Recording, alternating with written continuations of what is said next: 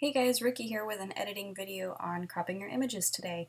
I want to talk to you about the reasons why you should and or shouldn't crop your photos. It's a question I get asked quite a lot, and I'm not always the best person to ask because I don't do a lot of cropping in photos. I don't save multiple crop styles, crop sizes, and I keep it pretty simple. But for the sake of really kind of diving into why that's important or what works best for you, let's talk about that. So, cropping images you can do in various ways.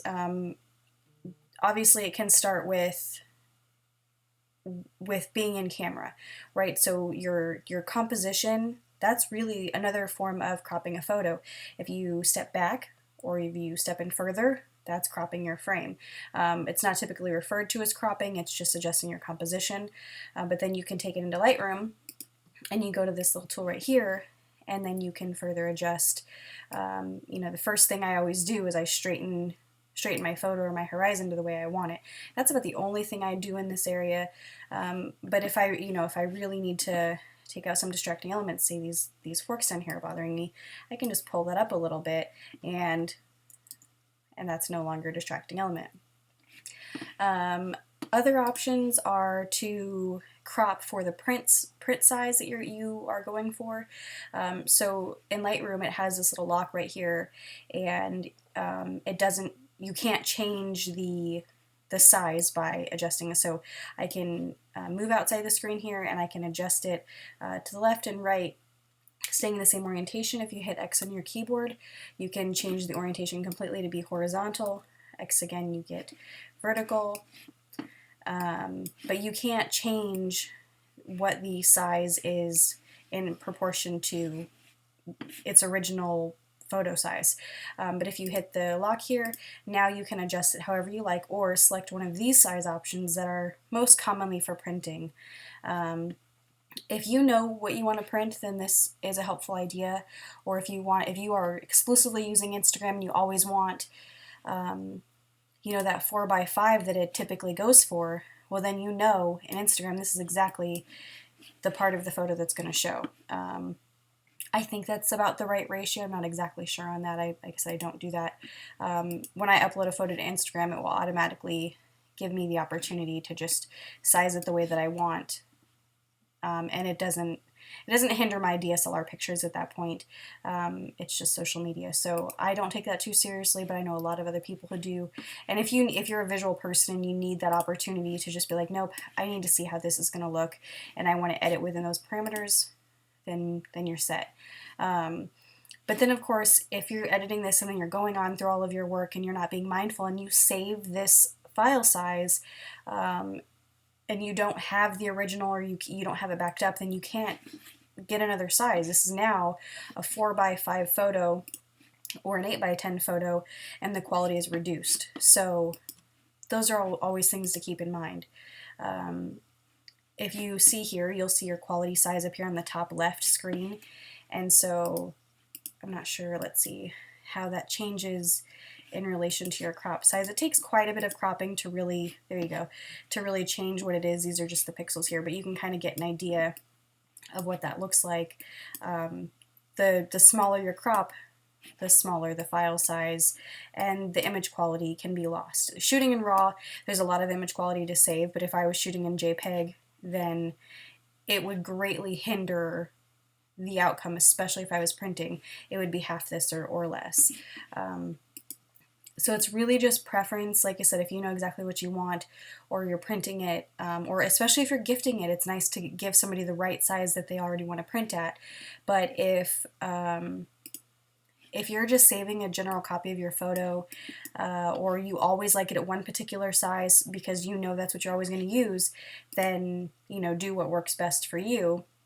But a few points worth noting to always be mindful with cropping is just, you should be mindful in camera how you're composing your shots. So this is a good example of, usually if your photo has a type of horizon or some sort of line indicating horizontally that the image is straight, then you're set. You just use the level tool at the bottom, or you can use the ruler tool here and make sure that your photo is straight.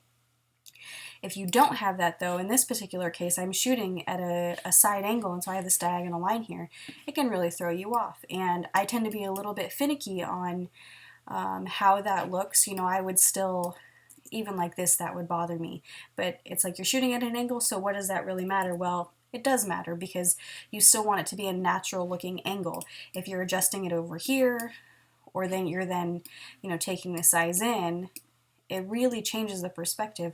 Now, that doesn't look bad, but I do not personally like it. If I was going to keep it more on that size, you know, then I would adjust it completely differently to where it looks a bit more balanced, where things are properly up and down or horizontally for whatever elements, you know, are in your photo that do have that semblance of you know, being horizontal or vertical. So these are just things to keep in mind as you go. You know, don't get lazy. Don't just take a few quick shots and move on. You know, be mindful of your composition, of the various angles you need, and the detail that you want. You know, if you need to change a lens, if you need to position yourself differently, that's the best rule for getting the composition and crop and shot you want, versus reducing the image quality by really bringing it down. You know, so this is a good size photo. You can see my image quality is around 4200 by 2800.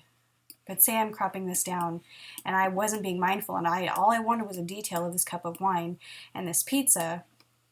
Well, I obviously can say that. It doesn't look bad, but I also just reduce the file size significantly, which as it goes, and then if I give this to somebody else and they want to print it and then they reduce it more, it just continuously loses image quality, which is another reason why just shooting in JPEG is not ideal. You want to shoot in RAW so that you still have a file this large to work with. But again, I'm still reducing its image quality. I'm still reducing my mindfulness while I'm shooting, and I'm taking away that creative element and just putting too much reliance on post-processing. And then, of course, if you're somebody who prints or would like to print, or you have people who like to print your photos, that's another thing that you want to keep in mind, is that, you know, they need a good file size. You know, if you're gifting the digital file, you don't know how large of a photo they may be wanting. You know, and it's just nice to have that opportunity available as you go, as you're gifting photos or sharing them or printing at different options, or even for yourself, if you want to test your photo and see the different sizes. Well, then, you know, I can go through and I can do a 4x5 and a 5x7 and a 16x10, and you can see how it structures those file sizes here compared to what it already is. So it's important to know when to crop, why to crop, and to always save the original file so that you're not fully restricted to using only that one size. And then if you want to change it down the road, or if you want to re-edit it or revisit another time, you don't want to take away your ability to do that. So I hope you found this helpful. I hope that you print your photos. And if you do crop, if you do print a lot, I would love to hear from you, to hear what you do, what works best for you. Do you crop for all of your social medias or for printing? Or do you just leave the original file size and crop in social media or for your prints?